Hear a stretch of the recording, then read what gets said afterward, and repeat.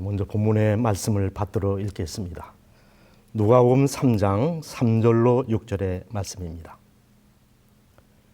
요한이 요단강 부근 근처에 와서 죄사함을 얻게 하는 회개의 진리를 전파하니 선지자 이사야의 책에 쓴 바 광야에 외치는 자의 소리가 있어 가로되 너희는 주의 길을 예비하라.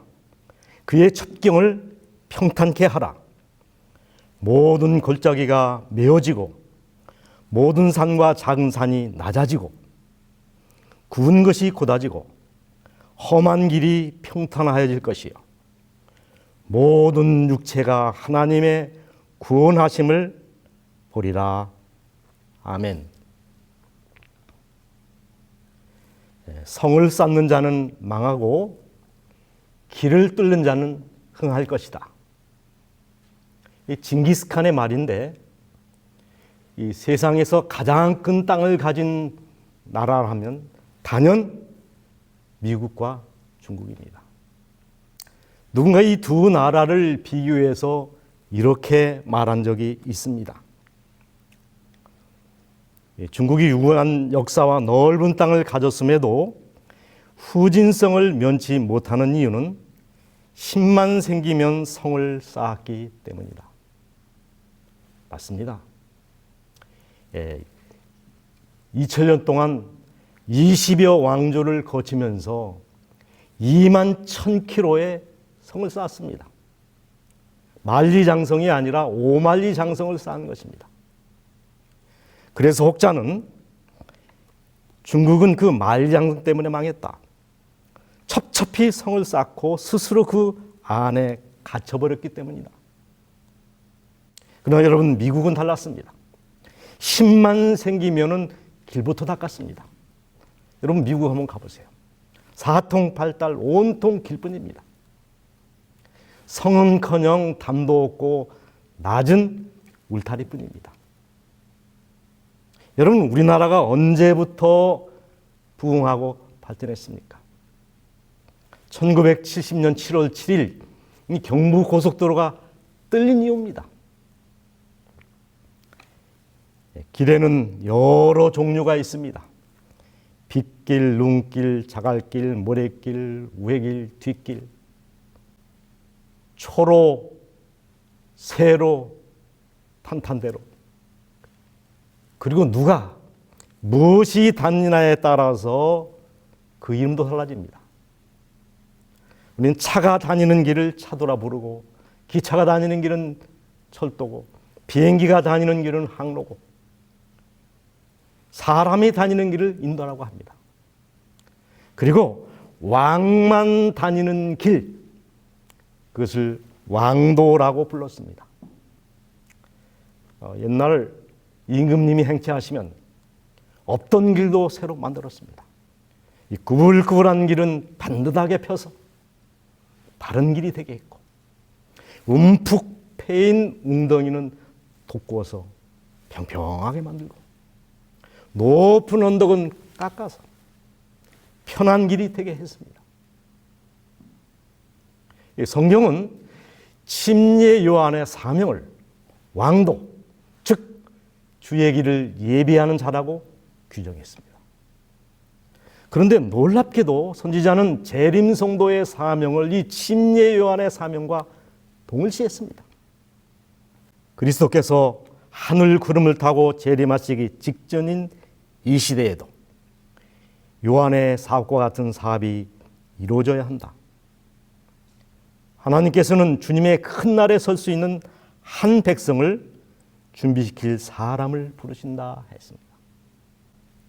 성경에는 3명의 엘리야가 등장합니다. 그 첫 번째 엘리야는 구약의 엘리야로 이 우상숭배에 빠진 이스라엘의 마음을 하나님께로 돌이킨 디셉 사람 엘리야입니다. 두 번째 엘리야는 신약의 엘리야, 침례요한입니다. 이 침례요한은 예수님과 4000시간으로 예수님보다 6개월 먼저 태어나 내 뒤에 오시는 이는 나보다 능력이 많으시니 나는 그의 신들매도 감당치 못하겠노라. 겸손한 마음으로 주의 길을 예비한 사람입니다.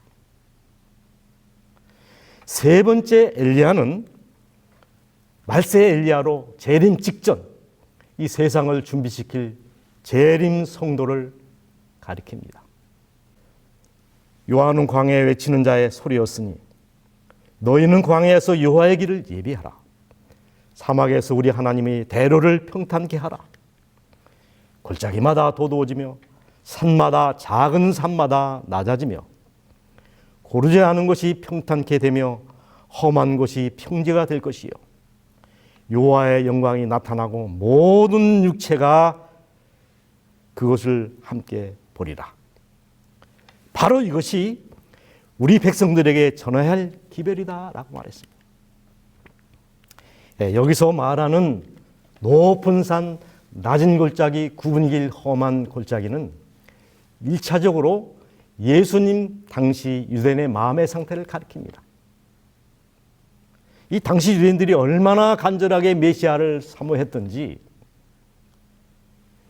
유대인 중에는 메시아가 동정녀의 몸에서 난다는 말씀을 믿고 혹시 나를 통해서 라는 믿음을 가지고 결혼도 하지 않고 기다리는 처자들이 많았다고 합니다. 그러나 여러분, 정작 예수님께서 이 땅에 오셨을 때 예수님을 영접한 사람은 단 한 사람도 없었습니다. 왜 그랬을까요?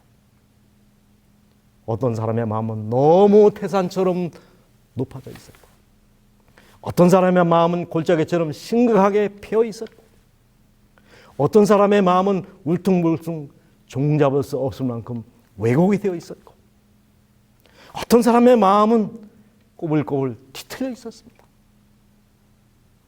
이것이 자기 땅에 오매 자기 백성 영접치 아니하고의 원인이었습니다. 구주께서 사업을 시작하시던 때에 메시아와 그분의 사업에 대한 일반적인 생각들은 그분을 영접하기에 너무나 부적당하게 되어 있었다. 진정한 신앙의 정신이 유전과 의식 존중, 주의로 인하여 상실당하고 예언들이 교만하고 세상을 사랑하는 자들의 손에 의해 마음대로 해석되었다. 옛날 선지자들처럼 마음을 성찰케 하는 능력을 가진 침례 요한이 그들에게 회개하러 애친 것도 허사가 되고 말았다. 이 역사는 반복될 것입니다. 그렇다면 이 초림을 반면 교사 삼아 재림을 고대하는 사람들이 반드시 극복해야 할 첫 번째 과제, 그 첫 번째는 모든 골짜기마다 메어지고 옵니다. 여러분, 여기서 펴진 골짜기는 무엇을 상징하는가? 열등감, 열패감, 저상된 마음, 자괴감입니다. 이런 열등의식은 어디서 생기는 것일까? 이 자기 차이 이론이 있습니다. 이 이론에 의하면 사람은 각자마다 세 개의 다른 자아를 가지고 있다고 말합니다. 실질적인 자아, 이상적인 자아, 당위적인 자아. 이 실질적인 자아란 지금 현 상태의 나를 가리킵니다. 이상적인 자아는 되고 싶은 자아, 이루고 싶은 자아. 그리고 당위적인 자아는 마땅히 되어 있어야 할 자아입니다. 열등감은 이 실질적인 자아와 이상적인 자아, 곧 당위자적 자아 사이에 갭에서 생기는 거랍니다. 힘써 노력하고 애썼다면 지금보다 훨씬 더 높은 자리의 자아를 이뤘을 텐데 그것을 이루지 못한 데서 오는 자괴감, 이것이 열등감을 불러온다는 것입니다. 이 두 간격을 좁히는 방법은 이상적인 자아를 조금 낮추든지 실질적인 자아를 개발시켜 이상적인 자아의 수준을 끌어올리는 것입니다. 이를 극복하지 못하고 그것이 깊어지면 마침내 무기력한 인간으로 전락하고 마는 것입니다. 이 나치 치하의 유대인을 좀 봅시다. 여러분이 아시는 것처럼 나치 치하의 유대인들 600만 이상이 죽음을 당합니다. 여러분, 사람이 사람을 죽이는 것 결코 쉬운 일이 아닙니다. 이 나치 군인들이 유대인을 죽이는데 가장 큰 장애는 자신들의 양심이었습니다. 그래서 그들이 쓴 고도의 심리 전술, 그 첫 번째는 서로가 서로를 비방하여 적이 되게 만드는 것이었습니다. 예컨대 극도로 배가 고픈 양심과 상관없이 서로의 빵을 훔치게 되는데 발각이 되면 즉시 가스실로 보내졌습니다. 두 번째는 우민화 정책이었습니다. 즉 사람을 짐승 이하로 전락시켜 죽이는 방법. 무슨 말입니까? 여러분, 이 쥐 한 마리를 죽이는 것 어렵지 않습니다. 개구리는 더 쉽고 파리나 모기, 개미를 죽이는 일은 쉬운 종목입니다. 이 독일인이 취한 방법이 바로 그것이었습니다. 수용소에 갇힌 한 3만 2천 명의 죄수들에게 단 하나의 화장실만을 제공한 겁니다. 그것도 하루에 딱 2번, 10분씩. 10분이 지나면 어김없이 화장실 문을 닫아버렸습니다. 여러분, 이 3만 2천 명에게 한 사람에게 1문씩만 줘도 3만 2천 분, 시간으로 치면 533시간입니다. 날수로 계산하면 22일이 걸립니다. 물어보겠습니다. 여러분, 대변과 소변을 참을 수 있습니까? 어느 지쳐놓으신 부대장께서 갑자기 배탈이 났답니다. 이 화장실을 가야 되는데 아직 휴게소가 멀었습니다. 그래서 이 운전사를 재촉해서 휴게실 바로 화장실 문 앞에 차를 세우고 놓고도 생략한 채 화장실 문을 열자마자 이를 본 것입니다. 그런데 안에서 푸 하는 소리가 들리더랍니다. 용변을 보고 있는 사람의 얼굴에 발사한 겁니다. 그 다음 이야기는 여러분의 풍부한 상상력에 맡기겠습니다. 이 생리적인 현상은 참아지는 게 아닙니다. 화장실 사용을 제한하자 어떤 일이 벌어졌습니까? 참다 못한 사람들이 자기 식기에다가 배변을 하고 그리고 거기에다 주는 밥을 받아먹고 당장 온 수용소 전체가 배설물 천지가 되고 냄새가 진동하기 시작했습니다. 머리는 산발인 채 수염은 매일 자라는데 여러분, 이 사람과 짐승이 다른 것은 씻고 닦고 양치하는 겁니다. 잊지 못한 사람들의 모습은 짐승 그 자체였습니다. 반대로 이 독일 군인들은 짧은 머리에 기름을 바르고 흰장갑에 반짝반짝 빛나는 구두를 신었습니다. 유대인과 차별화한 것이지요. 독일인은 이처럼 우월하고 유대인들은 죽여도 마땅한 짐승들이다 라는 무언의 암시였습니다. 이쯤 되자 대부분의 유대인들은 삶 자체를 혐오하고 포기하기 시작했습니다. 차라리 죽는 게 낫겠다라는 생각. 레데스카라고 하는 한 사람이 있었습니다. 가만히 보니 이름이 불려져 끌려나가는 사람들을 보니 다 자포자기하고 씻지 않는 사람들이라 사실을 알았습니다. 그래서 나는 반드시 살아남을 것이다. 짐승으로 죽지는 않을 것이다. 4시 30분에 어김없이 커피 타임이 있는데 그때 한 컵에 물을 줍니다. 근데 그는 절반 정도만 마시고 그 남은 반 컵의 물로 자신의 몸을 씻었습니다. 유리 조각으로 수염을 조금씩 깎았습니다. 그렇게 저항하고 버티다가 극적으로 살아남았습니다. 맞습니다. 사람이 자존감을 잃으면 짐승입니다. 바로 이 사단이 하는 일이 그것입니다. 사람의 인간의 자존심을 처참하게 무너뜨리는 일. 그래서 자포자기하게 만드는 것입니다. 너는 안 돼. 너는 할 수 없는 죄인이야. 너 같은 것이 구원받으면 세상이 다 구원받지. 틀렸어? 포기해. 차라리 죽여버려.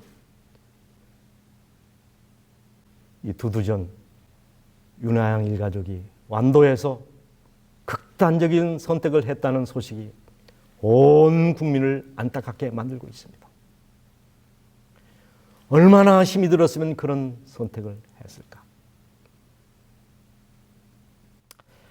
그러나 사실적 판단에서 인간은 절망하고 절망할 수 없는 존재인 것이 맞습니다. 그러나 가치적 판단으로 말하자면 천하보다 귀한 존재입니다. 왜냐하면 온 하늘의 갑 예수께서 우리를 위해 속전을 지불하시고 십자가에서 생명을 주셨기 때문입니다. 여기서 생명, 이 생명은 목숨이라는 말이 아닙니다. 생명, 죽지 말고 살라 하는 명령, 그 뜻입니다. 하나님께서 인간에게 주신 최고의 명령은 바로 생명, 살라 하는 명령입니다. 그러나 안타깝게도 세상에는 여전히 자존감을 잃은 환자들로 가득 차 있습니다. 이런 열패감에 사로잡혀 있는 영혼들에게 하늘의 소망으로 자신의 가치를 되찾아주는 일, 그것이 엘리야의 사명이요 재림 성도의 사명인 것입니다. 천국, 구원, 영생, 예수가 인생의 해답임을 증거하고 알리는 사명.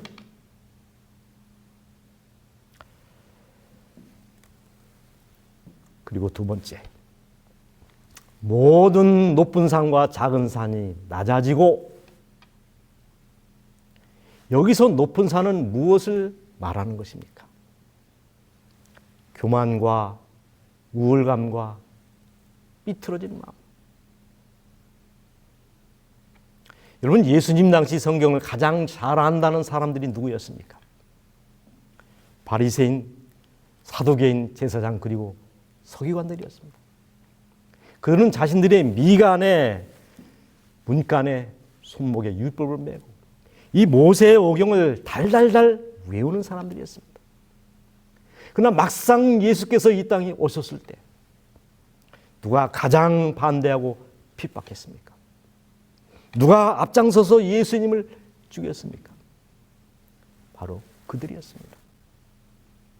자신들만이 옳다는 독선에 빠져 구세주를 십자가에 못 박아 죽인 것입니다.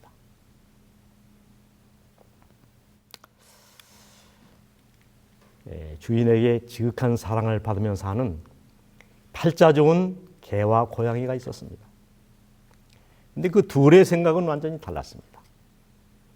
이 고양이는 주인이 자기에게 쩔쩔매는 모습을 보면서 나는 하나님인가 봐 라는 생각을 했답니다. 이 개의 생각은 달랐습니다. 개는 주인이 자기를 먹여주고 입혀주고 재워주는 모습을 보면서 우리 주인님은 틀림없이 하나님인가 봐 라는 생각을 했답니다.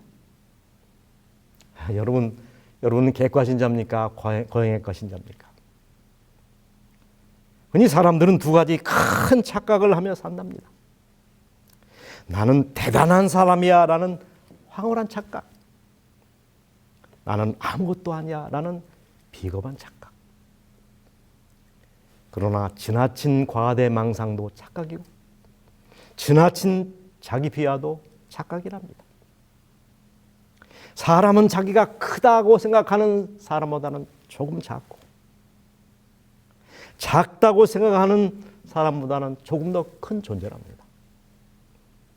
정말 자신을 객관화하여 너무 교만하지도 않고 너무 비굴하지도 않고 그렇게 살아가는 것은 결코 쉬운 일이 아닌 것 같습니다. 여러분, 모세를 보십시오. 이 바로의 궁전에서 지내는 40년 동안 모세는 자신을 대단한 인물로 착각했습니다. 그러나 미디안 광야에서 40년을 양을 치며 숨을 살면서 이 젊은 날의 모든 패기는 다 사라지고 패기와 자신감을 몽땅 잃어버린 채 하나님의 지엄한 명령 앞에서도 끔찍하지 않고 나는 입술이 뻣뻣하고 말할 줄 모르는 나는 비겁한 변명을 늘어놓고 있습니다. 모세가 자존심을 버리고 자존심을 회복하는데 80년이 걸렸습니다. 죽어야 삽니다. 낮아져야 우리는 주님을 만날 수 있는 것입니다. 그리고 세 번째, 모든 굽은 것을 곱게 하며, 마음이 구부러지면 매사가 삐뚤어 보일 수밖에 없습니다. 이 칭찬은 아첨처럼 들리고 충고는 멸시처럼 위로는 조소처럼 들리기 마련입니다. 여러분, 표면이 울퉁불퉁한 거울로 얼굴로 보면 왜곡되어 보이듯이 굽은 마음으로 성경을 읽으면 진리가 오류처럼 보일 수도 있다는 것입니다. 여러분, 우리 시대의 가장 큰 심각한 문제는 바로 이 왜곡의 문제입니다. 진리의 왜곡, 교리의 왜곡입니다.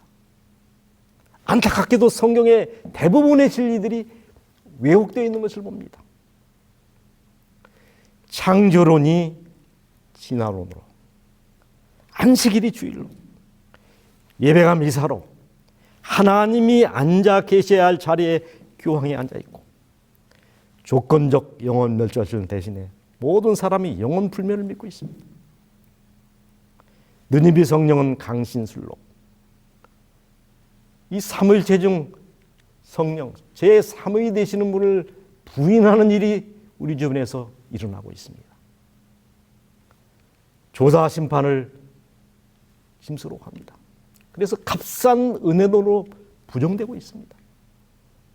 진리는 오류에 의해 정복되고 이 정통은 이단 취급을 받고 있습니다. 여러분, 이 화살이 구부러지면 똑바로 날 수 없듯이, 그리고 총열이 구부러지면 총알이 곱게 날지 못하듯이, 마지막 엘리야의 사명은 이렇게 굽은 것을 곧게 펴고 사람들의 편견의 안경을 벗기고 진리를 원 위치에 돌려놓는 것입니다. 네 번째, 험한 길이 평탄해질 것이요.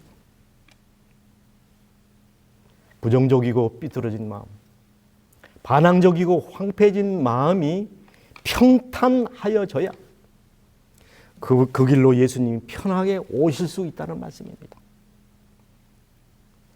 이 좋은 길의 조건은 첫 번째는 바른 길, 빠른 길, 숏카트, 협격, 그리고 편한 길입니다. 세상에는 너무나 많은 종교들이 있습니다. 그러나 그 대부분의 종교들은 자력 종교, 수행을 강조하는 행함의 종교라서 많은 것을 요구합니다. 특히 한국의 기독교는 불교식 기독교, 유교식 기독교입니다. 그래서 이 불교의 인광보 사상, 덕을 쌓는 적선, 고행 사상, 그리고 유교의 윤리 도덕 사상 등이 이 기독교 복음과 뒤섞여 있습니다. 여러분, 이 기독교의 핵심 가치가 무엇입니까? 오직 믿음, 오직 은혜입니다. 모든 사람이 죄를 범하였음에 하나님의 영광에 이르지 못하더니 그리스도 예수 안에 있는 구속으로 말미암아 하나님의 은혜로 값없이 의롭다 하심을 얻은 자 되었느니라. 너무나 쉽기 때문에 오히려 받아들이기 어려운 진리, 너무나 단순하기 때문에 오히려 의심이 가는 진리, 그래서 그것을 믿는 믿음이 필요한 종교, 기독교가 바로 그것입니다. 그 나머지는 다 물탄 복음이요 구원이 없는 복음인 것입니다.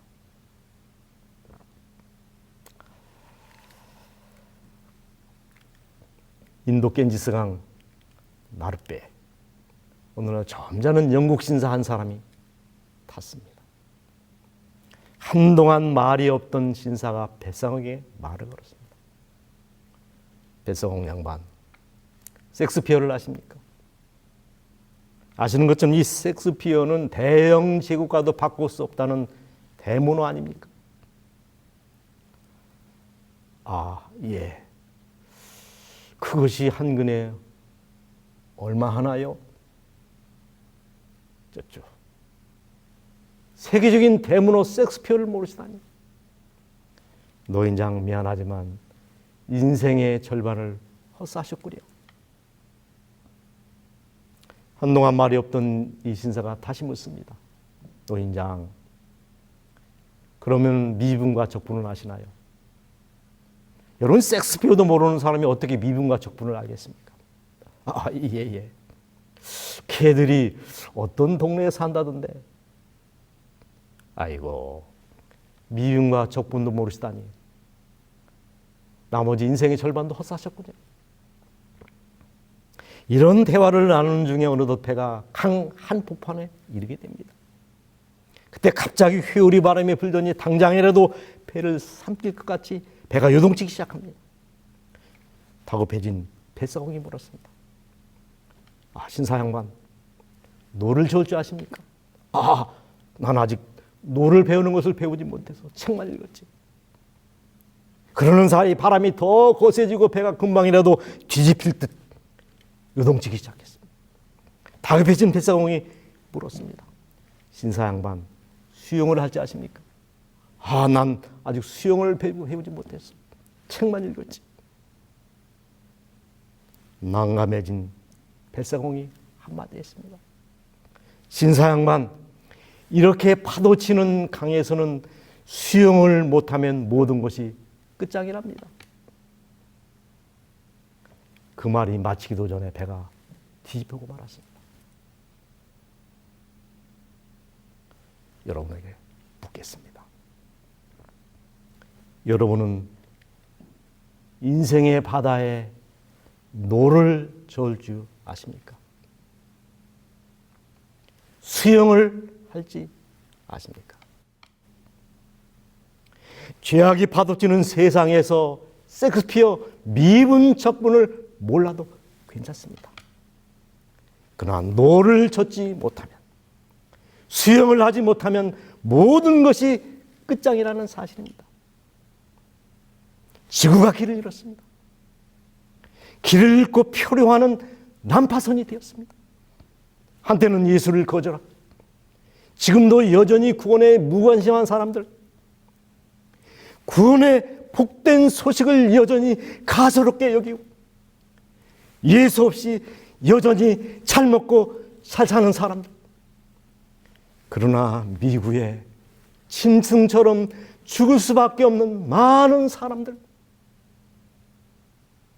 아니 주일마다 교회의 문턱을 마르고 닳도록 넘나들지만은 여전히 진리를 바로 이해하지 못하고 그러면서도 오만한 마음, 오각된 진리, 뒤틀린 교회를 생명처럼 붙들고 마치 구원을 받아놓은 밥상처럼 헛된 구원의 기쁨에 취해 있는 안타까운 사람들,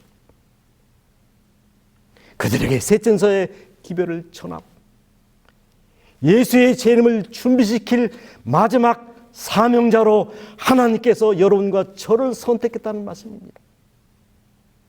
감격스럽지 않습니까? 마지막 엘리야의 사명.